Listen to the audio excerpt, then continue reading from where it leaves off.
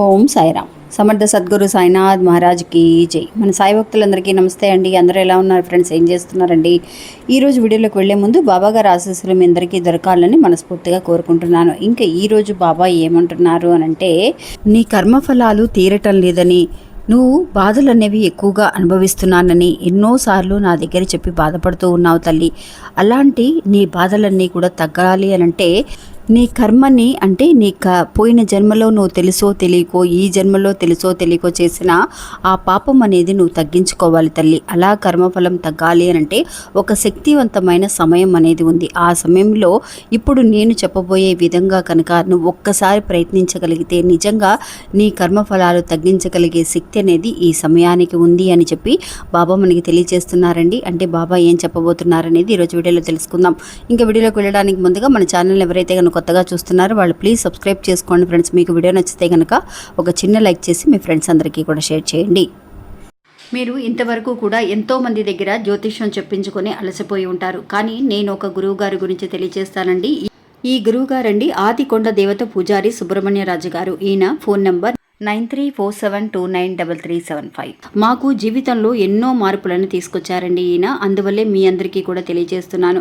ఈ గురువు గారు చెప్పింది చెప్పినట్టుగా జరుగుతుందండి. అది కూడా కొన్ని రోజులలోనే. అంటే భార్యాభర్తల మధ్య గొడవలు, విదేశీ ప్రయాణం ఆలస్యం అవడం, ప్రేమ, పెళ్లి, సంతానం లేకపోవడం, కోర్టు సమస్యలు, గృహము మరియు కుటుంబ సమస్యలు, ధనం అనేది చేతిలో నిలబడకపోవడం, నమ్మిన వ్యక్తి మోసం చేయటం, స్త్రీలకు పురుషులకు సంబంధించిన గుప్త సమస్యలు ఎటువంటివైనా సరే కొద్ది రోజులలోనే పరిష్కరిస్తున్నారండి. అది కూడా ఒక ఫోన్ కాల్ ద్వారా. మీరు ఒకసారి ఆయనకి కాల్ చేసి చూడండి. ఇంకా వీడియోలోకి వెళ్దామండి. నిజంగా అండి, మనందరము కూడా ఎన్నో రకాల సమస్యలతో సతమతం అవుతూ ఉంటాం. మనందరికీ తెలుసు ఆ సమస్యలకి కానీ ఆ కష్టాలకి కానీ కారణం ఏంటి అనేది మనందరికీ తెలుసు.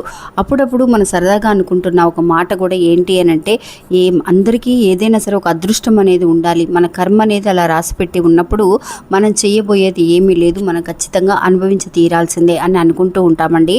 నిజంగా కర్మ అంటే ఏంటండి అంటే, కొంతమంది తెలిసి ఒక తప్పు చేస్తూ ఉంటారు, కొంతమంది తెలియక తప్పు చేస్తూ ఉంటారు.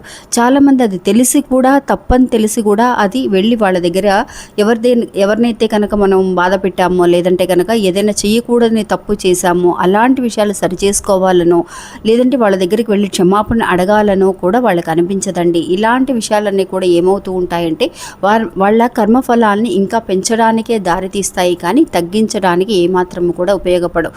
ఎందువల్లంటే మనం అనుకుంటూ ఉంటాం నేను చేసింది కరెక్టే కదా అని చెప్పేసి మనం వదిలేసి సైలెంట్గా ఉండిపోతామండి. ఒక్కసారి కనుక అది ఆలోచించగలిగితే నిజంగా మనం నిజాయితీగా ఉన్నామా లేదా, తప్పు అనేది వాళ్ళ మీద ఉన్నప్పుడు మనం దిగి కొంచెం వాళ్ళ దగ్గరికి వెళ్ళి సరే ఏదో తెలియక అనేసానని ఒక మాట సరిపోతుందండి మన కర్మఫలాలని తగ్గడానికి అని కూడా మనకి బాబా ఎన్నోసార్లు తెలియచేశారండి. ఎప్పుడు కూడా ఎవరన్నా నిన్ను దూషించినా, చెడు మాటలతో నిన్ను బాధ పెట్టినా వాళ్ళ దగ్గరికి వెళ్ళి వాళ్ళతో పోట్లాడడం కానీ గొడవలు పెట్టుకోవాల్సిన అవసరం అనేది అస్సలు లేదు అని చెప్పి కూడా బాబా మనకి తెలియజేస్తూ ఉంటారండి. కానీ మనకి అప్పుడున్న పరిస్థితి మనల్ని అలా మాట్లాడేలాగా చేస్తుంది. సరే, కోపంలో ఎవరమైనా సరే మనం మాట్లాడుతూ ఉంటాం.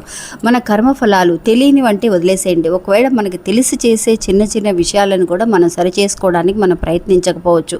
అంటే ఎగ్జాంపుల్ ఏం చెప్పాలి అని అంటే అండి, నిజంగా ఇది నాకు మన బాబా గారి గుడిలో అండి, వైద్యనాథ సాయిబాబా గారి గుడిలో పూజారి చెప్పిన ఒక విషయం అండి.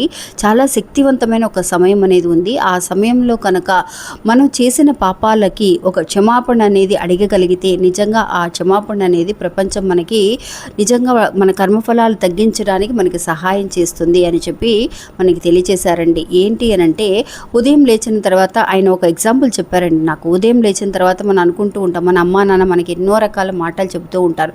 అవి ఒకటి మనకి నచ్చుతాయి, ఒకటి మనకి నచ్చకపోవచ్చు. అలాంటప్పుడు వాళ్ళని కోపంలో ఏదో ఒకటి అనేస్తూ ఉంటాను. నీకేం తెలుసులే, నువ్వు నోరు మూసుకొని కూర్చో అని అంటాము. కొంచెం హట్టింగ్ చేసినట్టుగా, అంటే వాళ్ళ మనసుని బాధ పెట్టినట్టుగా గవ్వాలన అనేసి వెళ్ళిపోతామండి.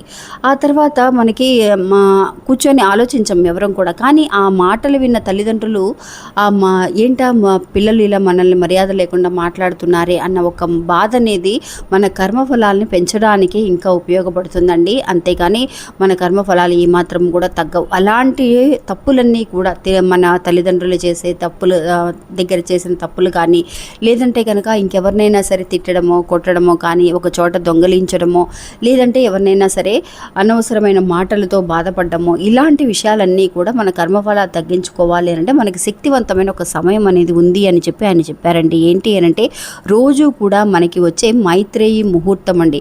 మన ఛానల్లో, మన journey with Sai all tips ఛానల్లో నేను తెలియజేస్తూ ఉన్నానండి. మైత్రేయి నక్షత్రము అనేది మనకు వస్తుంది, మైత్రేయి ముహూర్తం అనేది మనకి రోజు కూడా వస్తుందండి. ఆ సమయం అనేది ఏంటి అనంటే మధ్యాహ్నం 12:45 నుంచి 1:15 మనకి ఈ మైత్రేయి ముహూర్తం అనేది వస్తుంది.